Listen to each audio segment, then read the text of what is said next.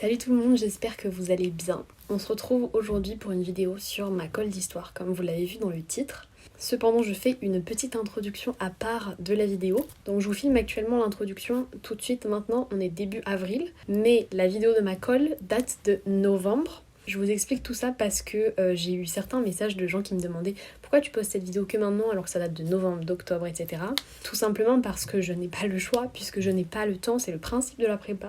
Je n'ai pas le temps de faire du montage, donc je me dis vaut mieux tard que jamais. Je partage mes ressentis en décalé. Vous aurez certainement les vidéos d'avril cet été, mais je voulais quand même préciser que ça fait plusieurs fois que je poste des vidéos pas super joyeuses parce que la période de novembre a été assez compliquée, novembre-décembre. C'est pas grave, c'est la vie, j'ai survécu. Je vais pas vous faire peur vis-à-vis de la prépa, vraiment, plus ça va, plus je suis épanouie en prépa. Vous allez voir, plus ça va aller dans mes vidéos dans l'année, mieux ça va. Je regrette vraiment pas mon choix, même si il y a des moments, on a des petits coups de mou, des moments où ça va mieux. J'ai eu certains d'entre vous qui me disaient oui, ça me fait un petit peu peur et tout, en plus c'est Parcoursup en même temps. Mais non, les profs ils sont géniaux, vous apprenez plein de choses, vous êtes stimulés, c'est super. Oui, parfois je suis fatiguée, parfois je suis déçue de moi, parfois je doute, mais c'est normal et c'est vraiment bien quoi. Donc voilà, je voulais juste faire cet aparté. Donc tout ce que je vous dis dans cette vidéo et dans les vidéos qui suivent, dites-vous que mon avis est toujours décalé. J'en sais rien, par exemple, je postais des réflexions sur la prépa et je disais que le français ça me saoulait, etc. Et j'ai totalement changé d'avis sur le français, c'est pour vous dire, par exemple. Mais malheureusement, je peux pas faire plus vite que la musique, je n'ai pas le temps de faire du montage. Donc ça arrive petit à petit, je fais de mon mieux. Et j'espère que c'est quand même intéressant, je pense que c'est quand même intéressant parce que j'ai des très bons retours et je vous en remercie. Voilà, c'est tout ce que j'avais à dire. Je vous laisse avec la Margot de novembre, un peu fatiguée avant sa colle d'histoire. Mais ça va, j'ai survécu, je vais bien, tout va bien dans ma vie, d'accord ? On est dimanche et mercredi, j'ai ma première colle d'histoire. Donc pour rappel, les colles, c'est des examens oraux, des évaluations orales qu'on a en prépa dans toutes les filières. Moi, je sais que pour les filières scientifiques, ils ont peut-être 2-3 colles par semaine. En commercial, je sais pas du tout. Et en filière littéraire, on a une colle toutes les semaines, une colle toutes les 2 semaines, en fonction de comment on a géré notre planning.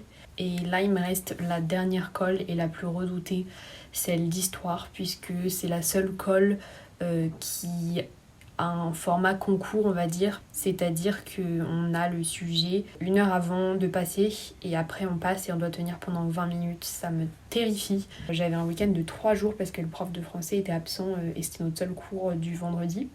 J'ai travaillé 26 heures à peu près et j'ai pas encore fini ma journée. Donc je vais avoir travaillé 28 heures sur 3 jours. C'est un peu beaucoup et là je suis sortie qu'une fois, hier, pour aller à mon lycée faire une espèce de forme d'orientation. Donc j'ai rien fait d'autre. Là je pense que je vais sortir parce que je vais imploser en fait. Donc sur les 26 heures j'ai dû faire 10 heures d'histoire et j'ai l'impression que j'ai pas du tout assez de connaissances. On a le droit hein, au livre et tout, mais j'ai l'impression que ça suffira pas, que je vais rater. Il y en a pour qui l'école se sont bien passées, il y en a qui sont sortis en pleurant et tout, et ça me terrorise en fait. Parce que déjà, j'ai l'impression de pas avoir assez de connaissances, mais encore à la limite, on a le droit d'avoir nos cahiers et tout, on la prépare comme on veut la colle, sauf que en 1 heure, il faut connaître le cours en fait. On ne peut pas tout lire, tout... Enfin bref, il faut connaître, mais on peut s'aider si on connaît pas trop bien les détails et tout. Mais en fait, ce qui me fait trop peur, c'est que j'ai besoin de beaucoup de temps pour organiser ma pensée.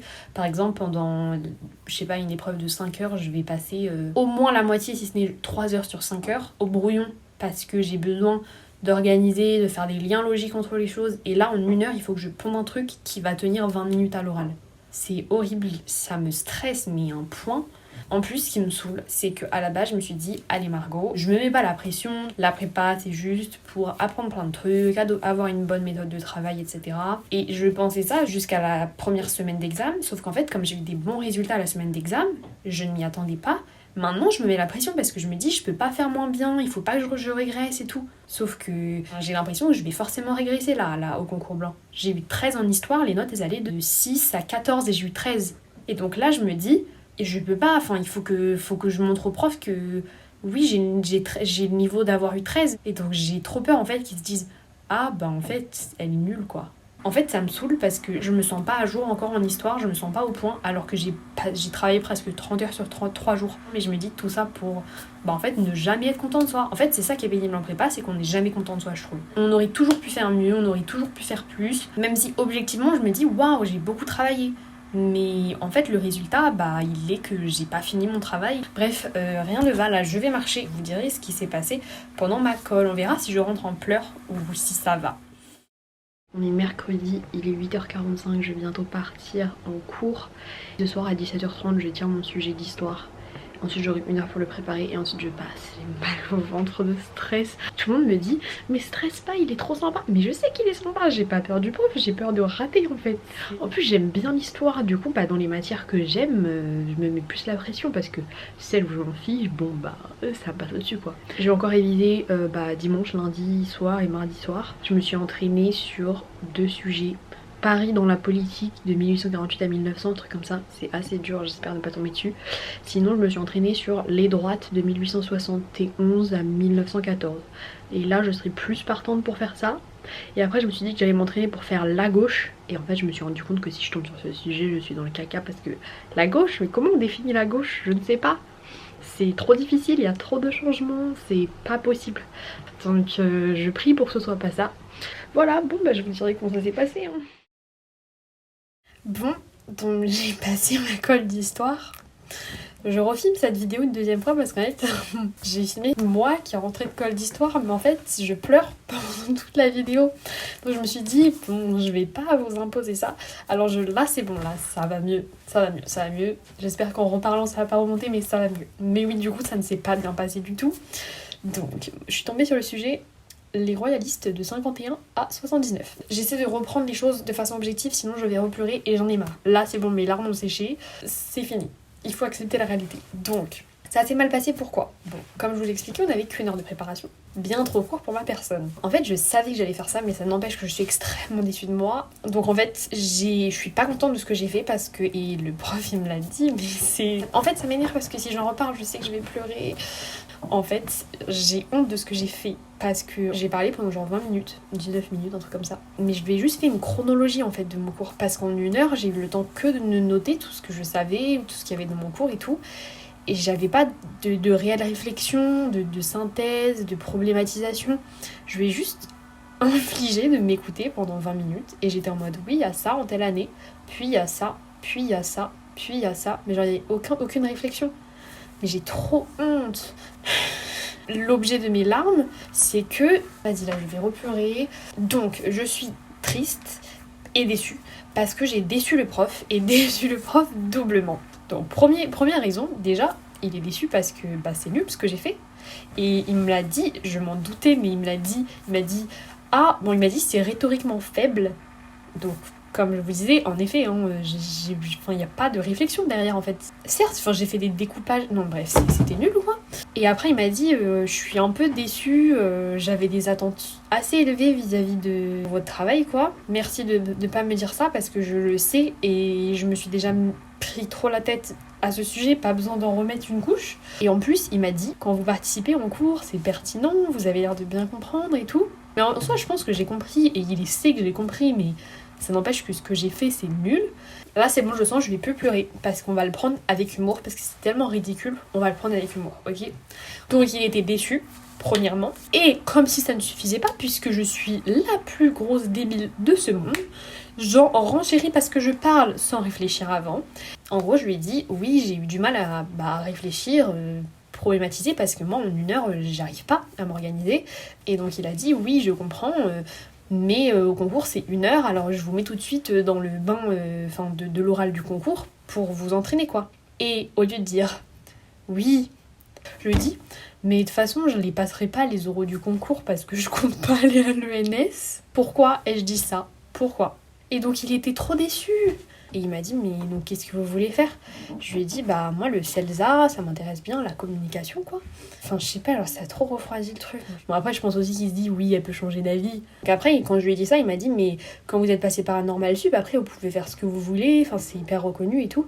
Je lui ai dit oui mais moi je compte pas faire de l'enseignement ou de la recherche et autant laisser ma place à des gens dont c'est la vocation quoi. Et il a dit oui, certes, je comprends et tout. Mais donc après, il m'a dit, mais qu'est-ce que vous faites en prépa? Enfin, c'est pas trop difficile quand on vise pas l'ENS d'aller en cours?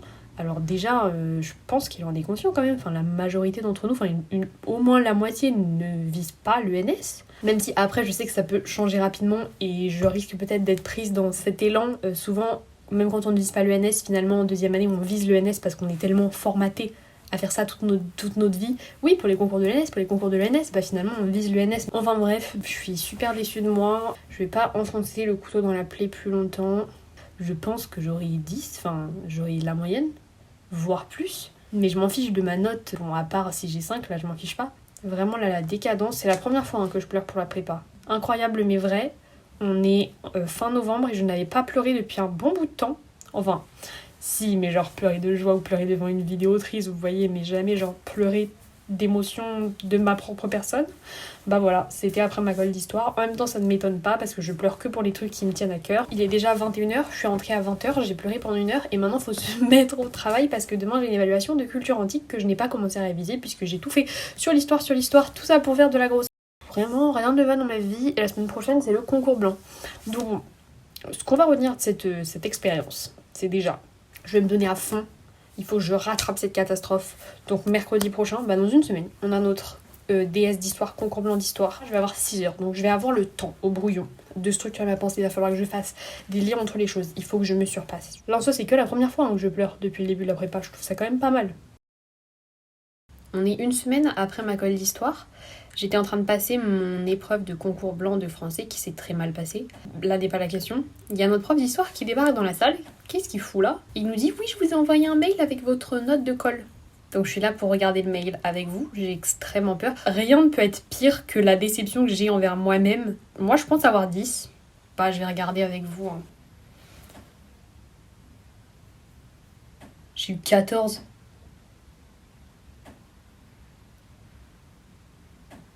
Mais je comprends. Mais quoi? Après ensuite il a dit ce que je vous ai dit. Donc Maragot, 14. Sujet, les royalistes en France de 51 à 79. L'exposé est riche mais pas assez synthétique. Vous êtes trop dans le récit et pas assez dans la démonstration. L'entretien permet de mieux problématiser. Ah ouais, je me suis peut-être améliorée sur l'entretien. Enfin, je comprends pas les attentes de la prépa. J'ai l'impression que les attentes elles sont super élevées, mais à chaque fois que j'ai des notes, je me dis mais c'est nul ce que j'ai fait comparé à ce que je pense qu'on attend de moi. 14. Après, il faut voir la moyenne de classe, parce que si la moyenne de classe est à 14, bon, ok, ça me paraît logique, mais ça me paraît très haut. Je comprends pas là. Parce que quand on voit leur corriger et tout, on se dit, mais jamais on aura le niveau. Et là, on a 14 alors qu'on fait des trucs nuls. Enfin, je ne comprends pas en fait les notations. J'ai fait une chronologie. Comment ça se fait que j'ai 14 pour une chronologie? Mais en fait, à chaque note qu'on me rend, j'ai envie d'aller voir le prof et leur dire, vous vous êtes trompés. Le plus gros échec de ma vie, mais apparemment pas gros échec scolaire puisque j'ai eu 14. Donc soit. Bon bisous. On se retrouve pour une prochaine vidéo. N'hésitez pas à vous abonner si mes petites aventures vous intéressent. Mais vraiment je me dis, mais mes aventures c'est quoi? C'est moi qui pleure après une colle d'histoire? C'est plus trop les aventures de Margot aux États-Unis en Europe, c'est un autre délire la prépa. Enfin bref, voilà, à bientôt.